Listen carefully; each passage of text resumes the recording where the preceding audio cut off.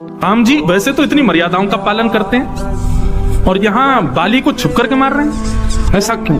अब इसके पीछे कारण एक बताया जाता है कि बाली को ऐसा वरदान था कि उसके सामने कोई पराक्रमी आ जाए उसकी आदि शक्ति बाली में आ जाती। तो क्या इस भय से राम जी उसके सामने नहीं गए कि भाई हम त्रिलोकीनाथ हैं, हम कहीं इसके सामने चले गए तो हमारी आदि शक्ति इसमें आ गई तो आधा त्रिलोकीनाथ तो यही बन जाएगा? क्या ये बात थी क्या? ऐसा नहीं। बात क्या थी अब ध्यान से सुनना। एक बार ऋषिमुख पर्वत से नीचे उतर करके हनुमान जी महाराज विचरण कर रहे थे। हनुमान जी घूम रहे थे, वहीं सामने से बाली आया। तो बाली जानता तो था ही हमारा गुरुपुत्र है हनुमान।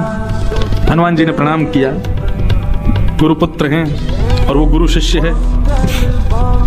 बाली बोला कि हनुमान जी हमने बहुत सुना है कि आप बड़े बलवान हो।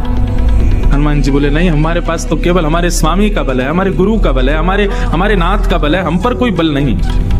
हनुमान शब्द का मतलब क्या है? जो मान रहित है, जिसके मान का हनन हो चुका है, वही तो है हनुमान। उनको मान कभी नहीं होता अपनी बुद्धि का, अपने बल का, अपने ज्ञान का, वो हनुमान है। और एक और बात, जो उनकी शरण में जाता है वह यदि मान रहित नहीं हुआ तो ये समझ लीजिए भी हनुमान जी की उसने अच्छे से आराधना की नहीं है।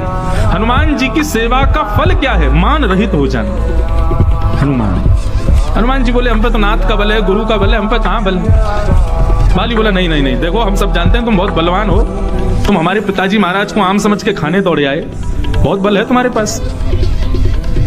अब एक काम करते हैं, थोड़ा कल एक हो जाए, थोड़ी दो हाथ हो जाए, जरा हम भी तो देखें हनुमान में कितना बल है। हनुमान जी महाराज बोले हमारी इन सब विवादों में स्थिति नहीं है, हम भक्त आदमी है, भक्त विवादों से बचता है।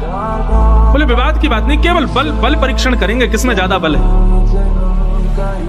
हनुमान जी बोले तुम्हारी इतनी ज्यादा चेंटी काट रही है हाथ में तो आ जाओ फिर, कल तुमसे युद्ध करते हैं। और बाली को ये वरदान था कि सामने जो योद्धा आएगा उसकी आदि शक्ति उसमें आ जाती थी। बाली खड़ा था कस करके अपना बदन, बोले आए हनुमान जी आज युद्ध करके दिखाता हूं। हनुमान जी जैसे ही बाली के सामने युद्ध करने के लिए आए और हनुमान जी के आधे बल ने जैसे ही बाली के अंदर प्रवेश करना प्रारंभ किया, बाली का शरीर फटने लगा, नसें फटने लगी, सिर घूमने लगा, सिर पकड़ करके चीखने चिल्लाने लगा, ज्वर चढ़ने लगा, लाल ताम्र वर्ण हो गया बाली का।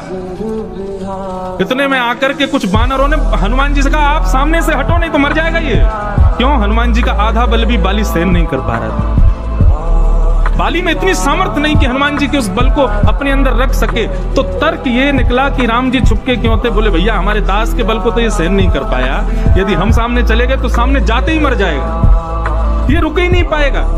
त्रिलोकी का भार मेरे सिर पर है, यदि आधा भार भी इसके सिर पर आ गया तो जमीन में रसातल में चला जाएगा बाली, इसलिए राम जी छुपे हुए हैं।